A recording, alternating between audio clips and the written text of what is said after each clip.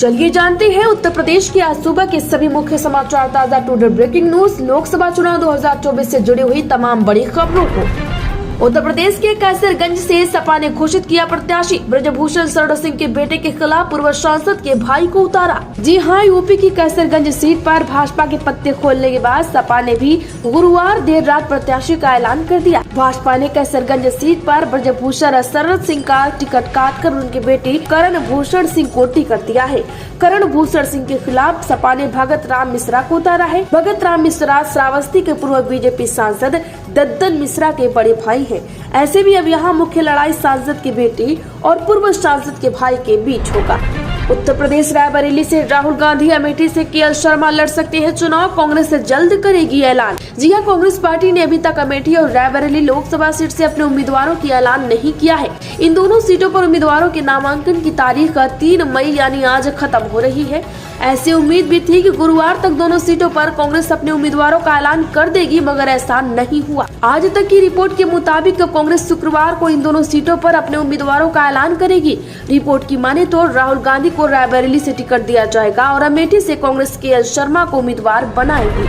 उत्तर प्रदेश में मायावती बसपा प्रत्याशियों की एक और सूची जारी की। वाराणसी में फिर बदला कैंडिडेट। जी हां, लोकसभा चुनाव के लिए मायावती ने गुरुवार की रात एक बसपा प्रत्याशियों की लिस्ट जारी कर दी है। पीएम मोदी के संसदीय क्षेत्र वाराणसी और भदोही में प्रत्याशी बदल दिया गया है। वाराणसी में नियाज अली मंजू की जगह एक बार फिर अतहर जमाल लारी को उतारा गया है। लारी को ही बसपा ने पहले भी प्रत्याशी घोषित किया था। इसी तरह भदोही में हरिशंकर उर्फ दादा चौहान को उतारा गया है। इससे पहले पालिका अध्यक्ष नरगिस के पति व सभासद अतहर अंसारी को टिकट दिया गया था। इसके साथ ही इलाहाबाद में रमेश सिंह पटेल को टिकट दिया गया है और श्रावस्ती में मोइनुद्दीन अहमद खान और बासव गाँव में राम समुच को उतारा गया है। इसके अलावा बलरामपुर की गैसडी सीट से होने वाले विधानसभा उपचुनाव के लिए मोहम्मद हारिस खान को टिकट दिया है। लोकसभा चुनाव संपन्न होने तक मुख्यमंत्री के अनुमोदन पर ही अवकाश का आदेश जारी। जी हां, लोकसभा चुनाव संपन्न होने तक शासन में तैनात अधिकारी अवकाश नहीं ले सकेंगे। अपरिहार्य स्थिति में अवकाश लेने के लिए मुख्यमंत्री योगी आदित्यनाथ का अनुमोदन आवश्यक होगा। मुख्यमंत्री के अपर मुख्य सचिव एसपी गोयल ने इस बाबत आदेश जारी कर दिया है। गोयल ने प्रशासन के समस्त अपर मुख्य सचिवों व सचिवों को निर्देशित किया है कि यदि अवकाश देना अपरिहार्य है तो पत्रावली मुख्यमंत्री के अनुमोदन के लिए भेजी जाएगी। उत्तर प्रदेश में सपा की जनसभा में बड़ा घटना। अखिलेश यादव के जाते ही मंच टूटा, नीचे गिरे कार्यकर्ता, 15 लोग घायल। जी हां, यूपी के बदायूं में आयोजित सपा के राष्ट्रीय अध्यक्ष अखिलेश यादव की जनसभा में बड़ा घटना हो गया है। अखिलेश यादव का संबोधन समाप्त होते ही अचानक मंच टूट गया। मंच टूट जाने से उस पर खड़े कार्यकर्ता गिर गए। इस घटना में 15 कार्यकर्ता घायल हुए हैं। किसी के हाथ तो किसी के पैर में चोटें आई हैं। सभी को प्राथमिक उपचार के लिए जिला अस्पताल में भर्ती कराया गया। दरअसल सपा की जनसभा में अव्यवस्थाएं ज्यादा हावी थी। कार्यकर्ताओं से लेकर वरिष्ठ पदाधिकारियों को बैठने की उचित व्यवस्था नहीं की गई थी, जिसके चलते जनसभा में आए कार्यकर्ताओं के बीच धक्का मुक्की का माहौल बन गया।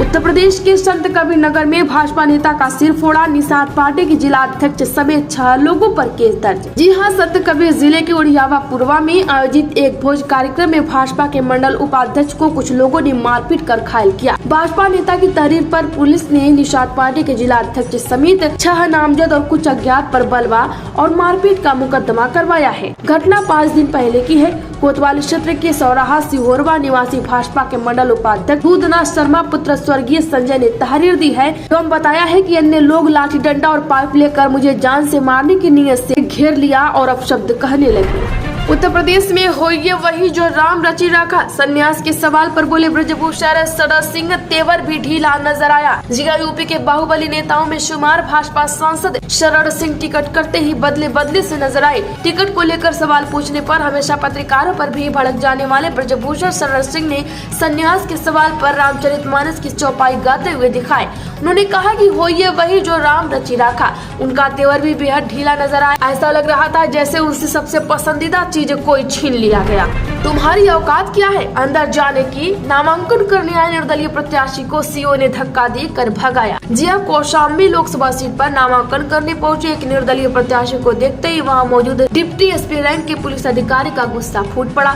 प्रत्याशियों को धक्का देकर बाहर निकालते हुए कहा कि तुम्हारी औकात अंदर जाने की नहीं है। इस दौरान अधिकारी के साथ मौजूद अन्य पुलिस वाले भी प्रत्याशियों को कंपाउंड से बाहर निकालने में लगे रहे। वह भी अधिकारियों के सुर में सुर मिलाते हुए उसे से कंपाउंड से बाहर जाने की कहते रहे। प्रत्याशी के इस दौरान और इस साहब कहता नजर आया। उत्तर प्रदेश की 121 चीनी मिलों ने गन्ना किसानों का कर दिया भुगतान, क्या आपके खाते में आए पैसे?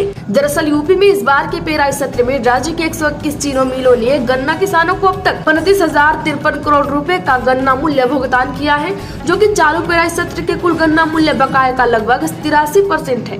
गन्ना आयुक्त कार्यालय से मिली जानकारी के अनुसार इस बार इन 121 मिलों ने अब तक 975.73 लाख टन गन्ने की पेराई कर 103.28 लाख टन चीनी का उत्पादन किया है। राज्य के अधिकांश चीनी मिलों में अब तक पेराई पूरी भी हो चुकी है। उत्तर प्रदेश के लखनऊ में अमित शाह की बड़ी मीटिंग, अवध की सीटों पर हो सकती है मंत्रणा। सीएम योगी और डिप्टी सीएम ब्रजेश पाठक भी पहुंचे। जी हां, पश्चिमी यूपी में जोर लगाने के बाद भाजपा की नजरें अब अवध की सीटों पर टिक गई। 5वें चरण में होने वाली वोटिंग से पहले गृह मंत्री अमित शाह लखनऊ में पहुँचे हैं। गृह मंत्री शाह यहाँ एक होटल में संगठन के नेताओं के साथ बड़ी बैठक की। मीटिंग में सीएम योगी के अलावा डिप्टी सीएम ब्रजेश पाठक भी शामिल हुए। माना जा रहा है कि लखनऊ के होटल में आयोजित इस मीटिंग में शाह अवध की 8 सीटों पर मंत्रणा कर सकते हैं। उत्तर प्रदेश में हिंदुत्व की आड़ में चरम पर मुस्लिम समाज का उत्पीड़न, मायावती का सरकार पर हमला।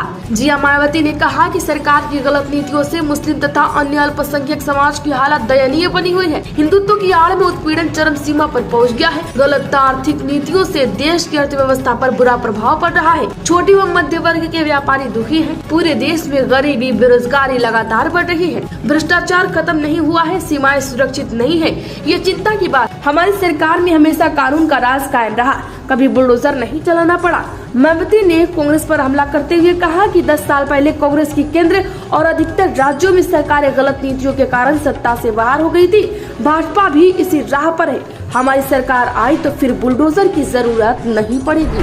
अमेरिका में ईवीएम पर बैन तो यहाँ वोटिंग क्यों? चुनाव ड्यूटी में लगी शिक्षा मित्र का वीडियो वायरल होते ही हड़कंप। दरअसल उत्तर प्रदेश के आगरा में चुनाव ड्यूटी में बीएलओ बनाई गई एक शिक्षा मित्र का यूट्यूब को इंटरव्यू देना भारी पड़ गया। इस इंटरव्यू में ईवीएम पर सवाल उठाते हुए शिक्षा मित्र ने यहाँ तक कह दिया कि जब अमेरिका में यह बैन है तो यहाँ उसी से वोटिंग क्यों हो रही है। इस शिक्षा मित्रों ने यहाँ खंदौली विकासखंड क्षेत्र के गाँव नगला जार मोजापुवैया में तैनात है। शिक्षा मंत्री के खिलाफ थाना खंदौली में मुकदमा दर्ज करा दिया गया। वहीं बेसिक शिक्षा विभाग ने उसका मानदेय रोक दिया है। 2 खंड शिक्षा अधिकारी मामले की जांच करेंगे। उत्तर प्रदेश में हमारा नाम सुनकर दिल्ली वालों के उड़ गए तोते। बदायूं में अखिलेश यादव का अमित शाह पर तंज। जी हां, लोकसभा चुनाव क्षेत्र बदायूं में सपा प्रत्याशी आदित्य यादव के समर्थन में चुनावी जनसभा को संबोधित करने पहुंचे सपा प्रमुख अखिलेश यादव ने भाजपा पर बड़ा हमला बोला। गृह मंत्री अमित शाह का बिना नाम लिए अखिलेश यादव ने कहा कि पहले और दूसरे चरण का हाल देखकर भाजपा वालों के तोते उड़ गए हैं। दिल्ली वाले भी आज बदायूं आए हैं, उनके भी तोते हमारा नाम सुनकर उड़ गए हैं। उन्होंने कहा कि अब तक भाजपा वालों का नारा था भाजपा 400 पार और अब 2 चरणों का हाल देखकर नारा बदल गया। अब कहते हैं कि भाजपा 400 हार। बदायूं की जनता और पंडाल के ऊपर चढ़कर बैठे युवाओं का जोश बता रहा है। बदायूं की जनता ने मन बना लिया है और आदित्य यादव को सांसद चुनकर ही मानेंगे। सौगंध मुझे इस मिट्टी की, मोदी के खिलाफ लड़नी और पर्चा वापस न लेने का श्याम रंगीला ने खाई कसम। जी हां, मशहूर स्टैंड अप कॉमेडियन श्याम सुंदर उर्फ श्याम रंगीला ने प्रधानमंत्री नरेंद्र मोदी के खिलाफ वाराणसी के चुनाव लड़ने का ऐलान किया है। रंगीला ने पीएम मोदी के ही अंदाज में अपने लड़ने का ऐलान करते हुए कहा कि नामांकन भी वापस नहीं लूंगा। रंगीला ने लड़ने का कारण भी बताया। कहा कि सूरत, चंडीगढ़ और इंदौर में जो कुछ हुआ वैसा कुछ वाराणसी में न हो, इसीलिए लड़ने का फैसला किया है। वाराणसी ने सोशल मीडिया प्लेटफॉर्म एक्स पर अपने फैसले की जानकारी पोस्ट और वीडियो के जरिए दी। रंगीला ने लिखा है कि सौगंध मुझे इस मिट्टी की, मैं नामांकन नहीं लूंगा। ये रंगीला की गारंटी है, मोदी वाला नहीं, इसीलिए विश्वास कीजिए। इसके साथ ही रंगीला ने एक वीडियो संदेश जारी करते हुए लिखा कि वाराणसी मैं आ रहा हूँ। खड़गे के बयान पर भड़के सीएम योगी, कहा हिंदू आस्था के साथ खिलवाड़ कर रही कांग्रेस। जी हां, मुख्यमंत्री योगी आदित्यनाथ ने कांग्रेस अध्यक्ष मल्लिकार्जुन खड़गे द्वारा भगवान राम और शिव पर दिए गए वक्तव्य पर आक्रोश जताया है। उन्होंने कहा है कि कांग्रेस लोकसभा चुनाव 2024 में बुरी तरह पराजित हो रही है और हार इसी खिसखिसाहट को वह बहुसंख्यक हिंदू समाज की आस्था को अपमानित कर उसके साथ खिलवाड़ कर व्यक्त कर रही है। अतिक्रमण के करीबियों के निर्माण पर चला बुलडोजर, महिलाएं भी कर रही हैं अवैध प्लॉटिंग। जी हां, उत्तर प्रदेश में प्रयागराज में अतिक्रमण के करीबियों और अवैध प्लॉटिंग पर फिर बुलडोजर चलने लगा है। प्रयागराज विकास प्राधिकरण ने माफिया के करीबी खालिद जाफर और इमरान की अवैध प्लॉटिंग पर बनी दीवारें ढहा दी। सभी अवैध प्लॉटिंग डेडिकेटेड फ्रेट कॉरिडोर के आसपास की गई थी। अवैध प्लॉटिंग करने वालों में एक महिला का भी नाम सामने आया है। खालिद जाफर ने अन्य साथियों के साथ रेलवे ट्रैक के पास मौजी भीटी असदुल्लारपुर में 25 बीघा पर अवैध प्लॉटिंग कर लोगों को बेच दिया। इस लोकसभा चुनाव में मोदी सरकार के खिलाफ जबरदस्त अंडर करंट, राजीव शुक्ला ने कहा। जी हां, राज्यसभा सांसद एवं कांग्रेस के वरिष्ठ नेता राजीव शुक्ला ने कहा है कि यह सत्ता चुनावी सत्ता का परिवर्तन है। बीते 2 चरणों के मतदान से यह जाहिर हो गया है कि मोदी सरकार के खिलाफ जबरदस्त अंडर करंट है। वहीं प्रदेश कांग्रेस मुख्यालय में एक प्रेस कॉन्फ्रेंस में उन्होंने कहा कि प्रधानमंत्री अब खुद ही 400 पार नारा का अपने भाषणों में इस्तेमाल नहीं करते। अब 400 पार तो छोड़िए, पीएम मोदी ने मोदी की गारंटी की बात भी कहनी बंद कर दी है। उत्तर प्रदेश बस्ती के बाहुबली नेता राजकिशोर सिंह भाजपा में शामिल सदस्यता लेने से पहले अमित शाह से मिले। जी हां, बस्ती के बाहुबली छवि वाले पूर्व मंत्री राजकिशोर सिंह अपने भाई ब्रजकिशोर सिंह डिम्पल और समर्थकों के साथ आज भाजपा में शामिल हो गए। इससे पहले राजकिशोर और उनके भाई बस्ती से मौजूदा सांसद व लोकसभा प्रत्याशी हरीश द्विवेदी के साथ केंद्रीय गृह मंत्री अमित शाह से मुलाकात की। उत्तर प्रदेश में बसपा ने भदोही से फिर बदला प्रत्याशी, अब हरिशंकर चौहान उर्फ दादा को दिया टिकट। जी हां, भदोही लोकसभा सीट से बहुजन समाज पार्टी ने एक बार फिर अपना प्रत्याशी बदल दिया है। बसपा ने मिर्जापुर मंडल प्रभारी हरिशंकर चौहान उर्फ दादा चौहान को उम्मीदवार बनाया। हरिशंकर चौहान 4 बार जिला पंचायत सदस्य रह चुके हैं। वहीं बीते विधानसभा चुनाव में भदोही विधानसभा से बसपा के प्रत्याशी भी थे। चुनाव में वे तीसरे स्थान पर रहे। लोकसभा चुनाव 2024 में शशि थरूर बोले, 400 सीट पार का दावा मजाक है, 300 पार असंभव है और 200 पार भाजपा के लिए चुनौती है। जी हां, शशि थरूर ने न्यूज एजेंसी पीटीआई को दिए इंटरव्यू में कहा कि भाजपा का 400 पार का दावा करना एक मजाक है, 300 पार करना उसके लिए असंभव है, उनके लिए 200 पार करना चुनौती है। भाजपा को केरल, तमिलनाडु और आंध्र प्रदेश में एक भी सीट नहीं मिलेगी। दक्षिण के राज्यों में उनका यानी कि भाजपा का प्रदर्शन 2019 से ही खराब रहा। लोकसभा चुनाव में भाषण के दौरान भावुक हुई प्रियंका गांधी। मुरैना में कहा, पिता के टुकड़े घर लाई, उन्हें विरासत में पैसा नहीं शहादत मिली। दरअसल कांग्रेस महासचिव प्रियंका गांधी मध्य प्रदेश के मुरैना में चुनावी सभा को संबोधित करते हुए भावुक हो गयी। उन्होंने कहा कि मैं जब 19 साल की थी तब अपने पिता के टुकड़ों को घर लाई थी। मोदी जी कहते हैं कि मेरे पिता ने उनकी मां से विरासत लेने के लिए कोई कानून बदल दिया था।